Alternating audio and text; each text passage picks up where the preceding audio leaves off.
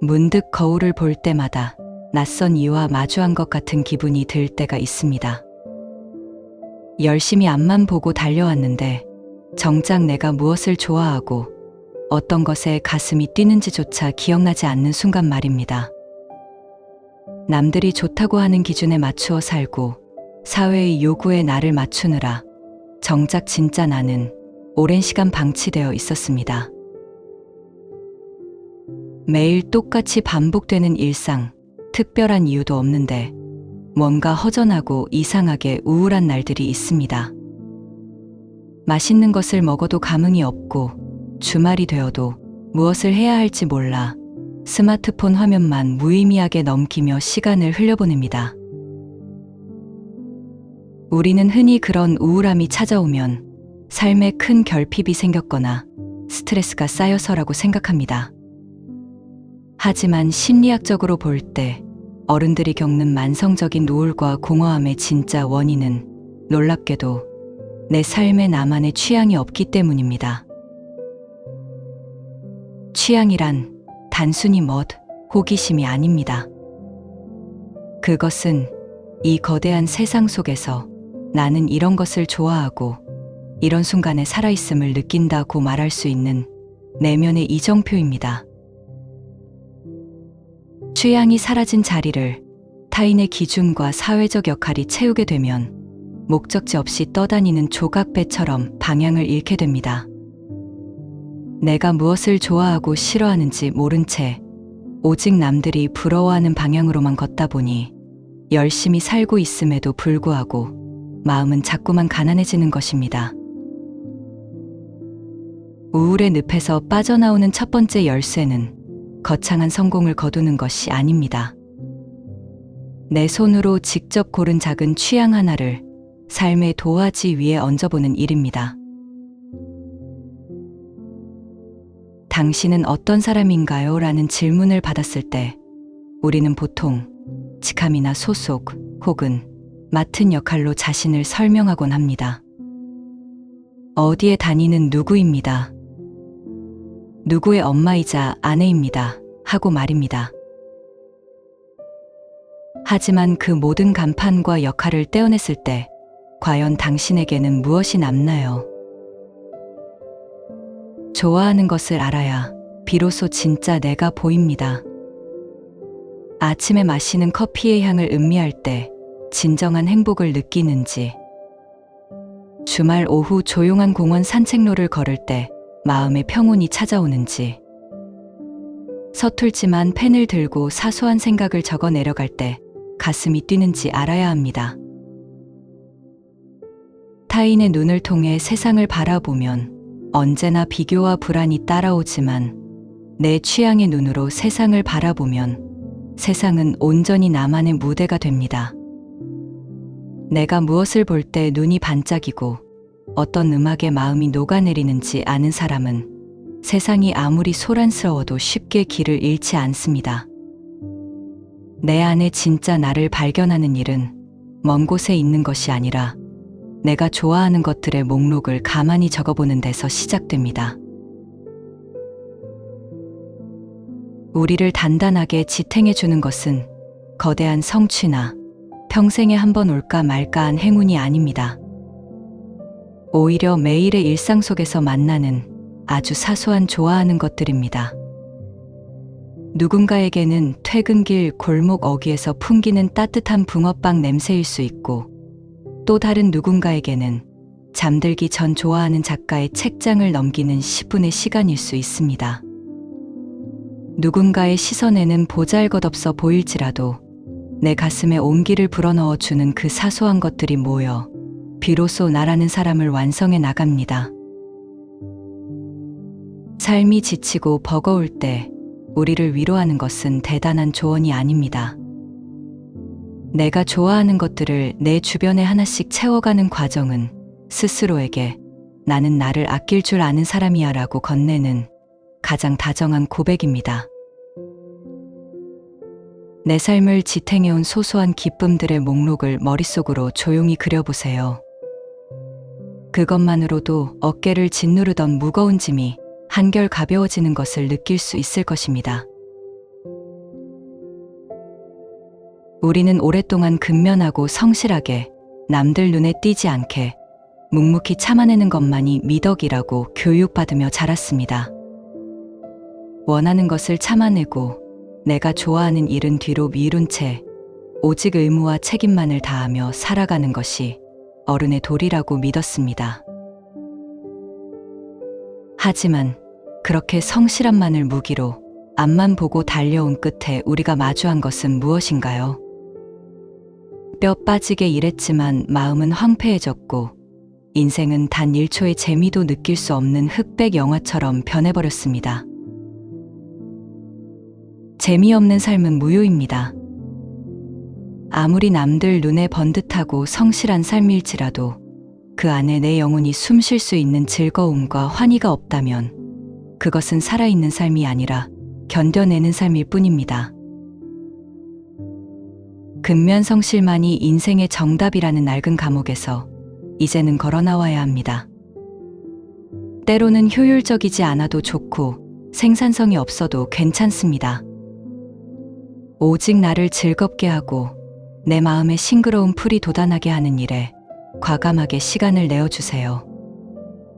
그것은 시간 낭비가 아니라 메말라가는 내 영혼을 살리기 위한 가장 거룩한 투자입니다. 나도 뭔가 좋아하는 걸 찾고 싶지만 도대체 뭘 좋아하는지 모르겠어요 라고 말하는 이들이 참 많습니다. 우리가 이토록 내 마음을 모르게 된 이유는 무엇일까요? 가장 큰 이유는 오랫동안 타인의 기대와 평가에 내 감정을 철저히 억눌러 왔기 때문입니다. 어릴 적부터 이런 걸 좋아하면 부모님이 실망하실 거야. 이런 취미는 먹고 사는데 도움이 안 돼라는 검열 속에서 자라며 우리는 내 안에서 올라오는 진짜 욕구와 감정에 X를 치는 법을 먼저 배웠습니다. 남들의 눈치를 보느라 내가 이걸 좋아해도 되나, 남들이 이상하게 보지 않을까 하고 머뭇거리는 사이에 내 안의 감정 레이더는 작동을 멈추어 버렸습니다. 좋아하는 것을 찾기 위해서는 대단한 재능이나 특별한 안목이 필요한 것이 아닙니다. 단지 타인의 시선이라는 거울을 치우고 내 진짜 목소리에 귀를 기울이는 용기가 필요할 뿐입니다. 어른으로 살아간다는 것은 언제나 현실이라는 무거운 벽과 마주한다는 뜻입니다. 좋아하는 것만 하고 살기엔 통장 잔고가 눈에 밟히고 돈 되는 일만 쫓아가기엔 영혼이 너무나 피폐해집니다. 많은 이들이 이 지점에서 극단적인 선택을 하거나 깊은 좌절에 빠집니다. 다 때려치우고 내가 좋아하는 걸로 먹고 살겠어라며 무모하게 뛰어들었다가 현실의 벽에 부딪히기도 하고 반대로 좋아하는 건 호사야라며 평생을 돈만 좇으며 살아가기도 합니다. 진짜 지혜로운 어른은 두 세계 사이의 균형을 찾아낼 줄 압니다. 당장 전업을 하거나 큰 돈을 벌지 못하더라도 내 일상의 작은 모퉁이에 돈과는 상관없이 온전히 나를 위한 시간과 공간을 마련해 두는 것입니다. 생계를 위한 일은 차분히 감당하되 그 속에서 내 영혼을 적시는 작은 취향과 기쁨의 저수지를 따로 품고 사는 것. 그것이 현실의 무게에 짓눌리지 않고 우아하게 살아가는 어른들의 비밀입니다. 우리는 주변에서 무언가에 푹 빠져 매일이 다채로운 이들을 발견하기도 합니다. 저 사람은 원래 호기심이 많거나 타고난 재능이 있어서 저렇게 삶을 즐기나 보다 하고 생각합니다. 하지만 취미가 많은 사람과 반대로 자신이 무엇을 좋아하는지조차 몰라 망설이는 사람의 결정적인 차이는 능력이 아닙니다. 그건 삶을 대하는 방향성과 마음의 여백의 차이입니다. 취미가 없다고 말하는 이들은 대개 무엇을 하든 결과나 효율을 먼저 따집니다. 이걸 배워서 남는 게 있을까? 시간 낭비는 아닐까를 고민하다 보니 완벽하게 잘할 자신이 없거나 실용성이 없어 보이는 일에는 아예 발을 들이지 않습니다. 늘 하던 의무에 자신을 묶어두는 것입니다.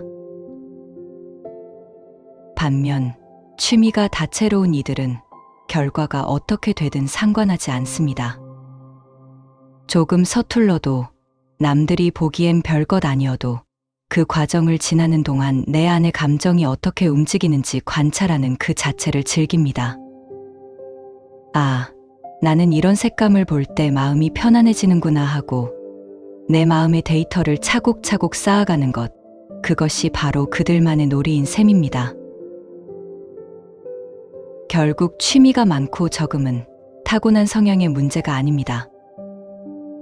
꼭 생산적이지 않아도 괜찮아. 서툴러도 내가 즐거우면 그만이야 라며 내 마음의 허전함을 타인의 기준이 아닌 나만의 소소한 기쁨으로 채워갈 수 있는 작은 용기의 차이일 뿐입니다. 잘하는 게 뭘까, 좋아하는 게 뭘까 하고 머리로 고민하지 말고 몸으로 아주 작은 실험을 시작해 보세요. 처음부터 완벽한 취미나 평생의 업을 찾으려 거창하게 덤비면 금방 지치고 실패합니다. 대신 일상에서 호기심이 스치는 아주 사소한 것들에 가볍게 발을 담가 보세요. 서점 구석에서 평소에 안 읽던 에세이 한 권을 집어들어도 좋고, 주말에 원데이 클래스로 도자기 흙을 만져보거나 한 번도 가보지 않은 동네를 가벼운 마음으로 산책해 보는 것도 좋습니다. 중요한 것은 결과가 아니라 그 과정을 지나는 동안 내 안의 감정이 어떻게 움직이는지 관찰하는 것입니다. 아, 나는 이런 색감을 볼 때 마음이 편안해지는구나. 나는 여럿이 모이는 것보다 혼자서 묵묵히 손으로 만드는 걸 더 좋아하네 하고 내 마음의 데이터를 차곡차곡 쌓아가는 것입니다. 마음에 들지 않으면 언제든 멈추어도 좋습니다. 그 모든 시도와 멈춤이 곧 나를 알아가는 여정이니까요. 삶이 온통 무채색으로 느껴지고 나라는 존재가 초라하게 느껴지는 밤이 있습니다. 세상이라는 거대한 파도 속에서 이리저리 쓸려다니며 내가 누구인지 잊어버렸을 때 비로소 우리를 수면 위로 건져 올리는 구명조끼는 타인의 칭찬이나 성공이 아닙니다. 그것은 바로 내 손으로 직접 골라낸 내가 사랑하는 것들입니다. 타인이 나를 어떻게 보든 세상이 나에게 어떤 잣대를 들이대든 상관없습니다. 내 방 한켠을 밝히는 작은 스탠드의 빛, 내가 아끼는 낡은 찻잔, 지친 하루 끝에 나를 위로하는 음악 한 곡, 그 사소하고 소중한 취향들이 겹겹이 쌓여 나를 이루고 그 단단한 내면의 결이 세상의 어떤 풍파 속에서도 나를 지켜주는 가장 안전한 성벽이 되어줄 것입니다. 잊고 지냈던 내 안의 작은 설렘과 마주해 보시길 바랍니다. 세상이 아무리 흔들려도 나에게는 내가 사랑하는 것들이 있다. 이 묵직하고 따뜻한 한마디가 길 잃은 당신의 밤을 포근하게 비추어 주기를 진심으로 바랍니다. 오늘 하루도 수많은 시선을 견뎌내느라 참으로 애쓰셨습니다.